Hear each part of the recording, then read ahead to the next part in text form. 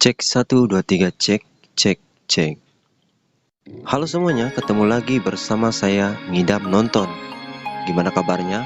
Pilek udah sembuh? Tak lupa saya mendoakan kalian semua dan keluarga dalam keadaan sehat dan rezeki selalu lancar setiap hari ya. Di video kali ini saya akan membahas sebuah film yang sangat seru yang berjudul Downrange 2017. Baiklah, tanpa berlama-lama, kita langsung mulai saja ya. Di awal film, scene memperlihatkan sebuah mobil mengalami pecah ban di tengah jalan. Mobil ini melaju sangat kencang, sampai-sampai salah satu dari mereka mengalami benturan di kepalanya. Diketahui di dalam mobil ini berisi 3 orang wanita dan 3 orang pria. Cewek berbaju pink ini bernama Sarah, wanita ini bernama Karen, dan yang kepalanya terbentur tadi bernama Jody. Sedangkan cowok ini bernama Jeff, cowok berkemeja bernama Todd, dan si hitam manis Eric ini dia orangnya. Kabarnya sih, mereka ini bermaksud menghadiri ulang tahun adiknya Jody yang terdapat di sebuah kota terpencil. Rute ini juga kelihatan sangat sepi, jadi jarang-jarang ada mobil lewat di sini. Mengalami pecah ban di tengah jalan seperti ini pun adalah hal yang biasa sebenarnya.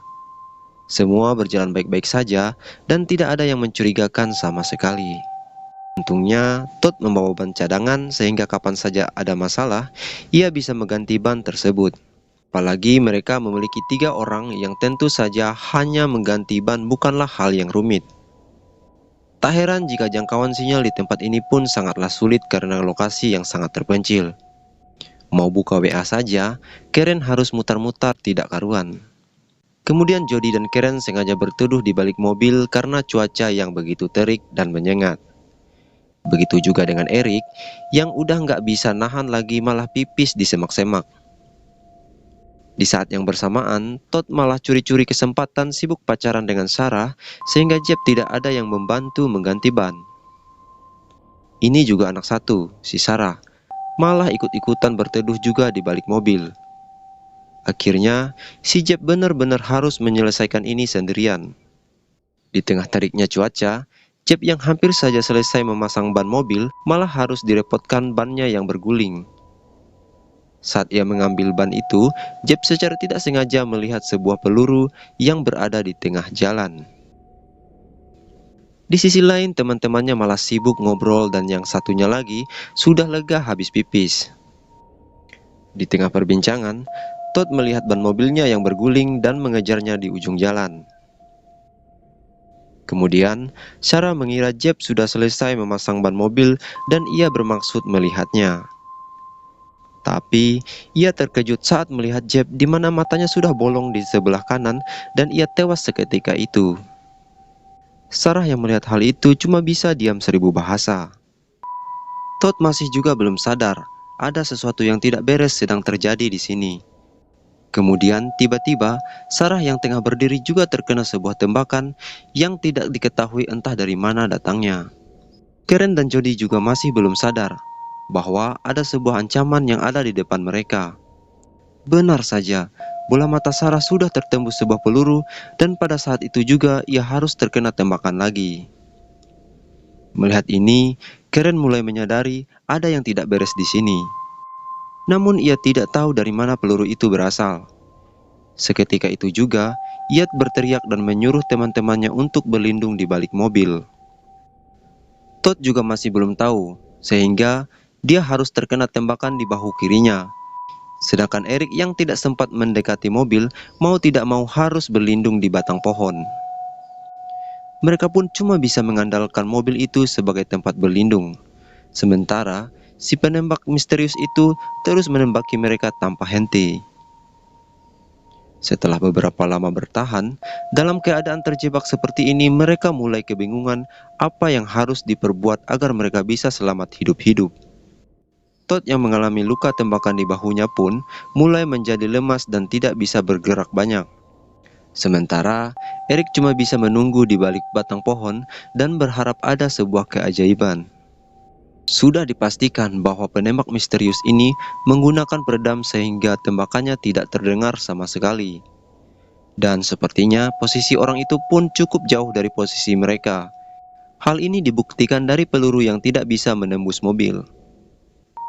Untungnya, Karen mulai mendapatkan sinyal di arah belakang yang jaraknya tidak jauh dari posisi mereka.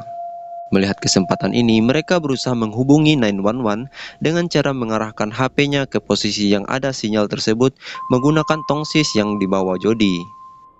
Panggilan ke 911 akan dilakukan secara otomatis apabila handphone Todd ada menangkap sinyal dengan memanfaatkan fitur Google Assistant. Alhasil, Todd berhasil mendapatkan sinyal satu balok.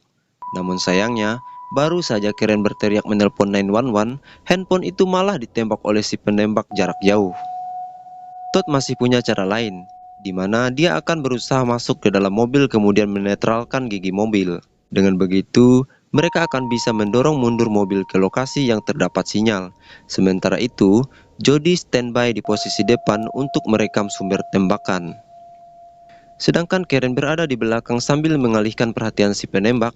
Todd akan berusaha untuk masuk ke dalam pintu mobil dan membuat gigi mobil berada di posisi netral, agar mobilnya bisa didorong ke lokasi yang ada sinyal. Alhasil, orang-orangan yang sengaja dibuat oleh mereka berhasil mengelabuhi si penembak jarak jauh itu, sehingga dia langsung menembaknya dan Todd masuk ke dalam mobil. Saat Todd berusaha nyocolin kunci mobilnya, Todd malah dihujani tembakan dan akhirnya ia pun berusaha mengamankan diri terlebih dahulu. Kemudian, Jody ternyata berhasil merekam asal tembakan itu dan terlihat bahwa posisi penembak ada di atas pohon. Akhirnya mereka mengetahui ada seorang di atas pohon itu dengan sniper sambil menyamar. Mereka pun belum tahu apa motif orang gak jelas ini. Tapi kelihatannya, orang ini sudah nangkreng di pohon itu dalam waktu yang cukup lama. Sementara Todd tetap akan menjalankan rencananya semula, yaitu membuat gigi mobil berada di posisi netral. Ia pun berusaha mencari sesuatu untuk melindungi tangannya. Dalam keadaan kepepet, akhirnya ia menggunakan kotak perkakas yang ada di belakang mobil sebagai pelindung tangan. Di sisi lain, Eric hanya bisa menunggu apa yang akan diperbuat oleh teman-temannya. Setelah itu, Todd yang sudah memasang pelindung di tangannya langsung menyuruh Karen dan Jody ambil posisi. Dengan terburu-buru, Todd masuk ke dalam mobil dan berhasil membuat gigi mobilnya di posisi netral. Namun, ia harus terkena sebuah tembakan yang cukup parah di tangannya. Karena posisi jalan berada di turunan, mobil itu malah bergerak turun ke bawah. Karen dan Jody harus berusaha sekuat tenaga menahan mobil itu. Sementara Jody yang sudah tidak kuat lagi harus melepaskan genggamannya sehingga ia tertinggal di belakang. Terlihat Jody sangat ketakutan dan tidak bisa ngapa-ngapain lagi. Tapi si penembak itu malah menembak ban mobil itu sehingga bannya berhenti berputar seketika itu. Ya, karena tadinya memang bautnya belum dikencengin semua. Melihat ini, Karen tahu sekarang adalah waktu yang tepat bagi mereka untuk berlindung di saat si penembak sedang mengisi ulang pelurunya. Di saat yang bersamaan, Eric mencoba kabur dari posisinya, tapi ia malah ditembak terlebih dahulu daripada Jody.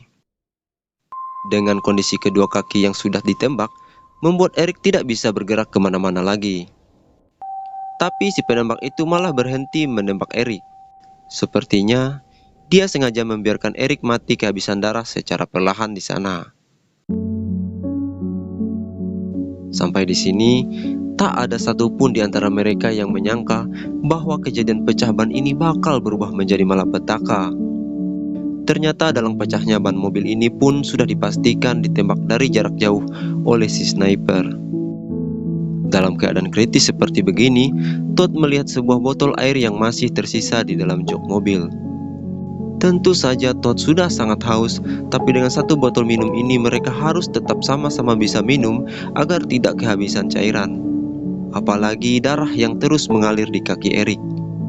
Tapi Eric yang baru saja ingin minum seteguk air, tangannya malah langsung ditembak dan keadaan pun semakin parah. Sementara Jody yang kebelet pipis mau nggak mau pipisnya di sebelah temannya. Sementara Todd mulai mengusir burung gagak yang mulai mematoki jasad pacarnya. Kemudian, tanpa rasa takut sama sekali, Todd menghampiri Sarah yang sudah tewas di tengah jalan. Namun penembak misterius itu sepertinya punya rencana lain, di mana ia tidak menembak Todd. Malahan Todd masih sempat mencium pacarnya dan menggenggam tangan Sarah di tengah jalan. Hal ini sekaligus membuktikan kalau cinta Todd kepada Sarah bukan sekedar cinta abal-abal. Sementara keadaan Eric sudah semakin sekarat. Malahan dia dihampiri oleh seekor serigala yang akan memakan Eric hidup-hidup. Apalagi yang bisa diperbuatnya? Dia hanya bisa pasrah dan membiarkan dirinya menjadi menu makan siang si serigala. Saat itu Todd yang tengah berdiri di tengah jalan sambil menantang si penembak psikopat tiba-tiba melihat sebuah mobil yang mendekat. Melihat ini, mereka memiliki sedikit harapan kalau orang di mobil itu akan menjadi hero bagi mereka. Tapi saat itu juga Todd mulai ditembaki dan membuat serigala itu tidak jadi memakan Eric. Sekarang, si penembak jarak jauh itu tidak memberi kesempatan lagi untuk Todd. Ia pun harus tewas di tempat itu dan terkapar di sebelah jasad pacarnya. Sekarang hanya tersisa Karen dan Jody yang masih hidup. Kemudian Karen dan Jody mulai melambaikan tangan mereka kepada mobil itu. Saat itu pengemudi wanita itu mulai melihat mereka. Namun naasnya, tangan wanita itu langsung ditembak dan tepat mengenai jari manisnya, sehingga darahnya harus muncrat tidak karuan. Mobil yang dikendarainya pun malah oleng kemana-mana, sehingga menyenggol mobil Todd yang berada di depannya, dan menyebabkan kepala Jeb lepas dari tubuhnya. Alhasil satu-satunya harapan bagi Karen dan Jody harus lenyap dalam sekejap. Sementara wanita yang membawa mobil itu pun mulai tersadar walaupun dengan luka yang cukup parah. Namun tak lama dari itu, ia harus terkena beberapa tembakan dari si penembak. Begitu juga dengan suaminya yang mencoba untuk menyelamatkan anaknya yang terlempar. Ia terus diteriaki oleh Karen dan Jody untuk tetap berlindung di balik mobil. Tapi ini adalah saat yang tepat karena keberadaan bapak itu sudah berada di posisi yang mendapatkan jangkauan sinyal. Kemudian, Karen menyuruh bapak itu segera menelpon 911 untuk meminta bantuan. Namun, psikopat itu tidak membiarkan si bapak begitu saja. Ia malah menembaki tangki bahan bakar mobil itu sehingga bocor dan mengakibatkan ledakan dan kebakaran. Si bapak pun harus tewas terbakar di lahap api. Lalu di seberang jalan, terlihat juga anak dari kedua orang tua itu masih tersadar dengan penuh luka. Saat ia berusaha berdiri, penembak jarak jauh itu tanpa rasa bersalah sama sekali malah langsung menembak kepala anak itu sampai pecah. Sekarang apa lagi yang bisa diperbuat Karen dan Jody? Bukannya keadaan semakin membaik, mereka malah harus menyaksikan pembantaian demi pembantaian di depan mata kepala mereka. Namun bagaimanapun caranya, mereka harus tetap hidup walaupun keadaan semakin kepepet seperti ini. Di saat mereka sudah kehabisan akal sama sekali, tiba-tiba Karen memiliki ide yang dimana mereka berdua harus beraksi saat malam tiba. Karen mengatakan bahwa pandangan si penembak akan menjadi lebih sulit ketika terdapat asap di malam hari. Inilah saat yang ditunggu-tunggu Karen dan Jody, di mana malam pun mulai tiba. Tapi si penembak misterius itu kelihatannya tanpa lelah sama sekali masih memantau lokasi di sana. Sesuai rencana semula, ia akan membuat asap tebal di sana. Dia mulai merobek ban dan jok mobil, sementara Jody mengambil botol bensin, satu buah tas berisi baju, dan kotak minuman yang ia temukan di bagasi belakang. Beruntungnya, di dalam kotak itu masih tersisa 2 minuman dan langsung diminum oleh mereka. Agar tidak mabuk asap, mereka menggunakan kaos yang ada di dalam tas itu untuk digunakan sebagai masker darurat. Kemudian Jody langsung menuangkan satu botol bensin itu ke dalam jok mobil dan Karen membakar koran dengan korek api. Alhasil, mobil itu pun mulai terbakar dan mulai menimbulkan asap. Tapi mereka harus bersabar sedikit untuk menunggu sampai asap itu cukup untuk menghalangi pandangan si penembak. Akhirnya, usaha mereka mulai membuahkan hasil di mana jarak pandang si penembak makin terlihat tidak jelas. Namun tiba-tiba terlihat dari kejauhan, mobil polisi yang mulai menghampiri lokasi mereka.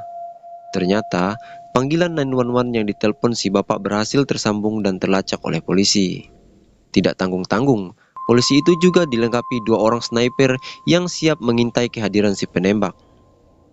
Melihat situasi yang tidak memungkinkan di TKP, akhirnya mereka meminta bantuan tambahan kepada kepolisian negara untuk membantu.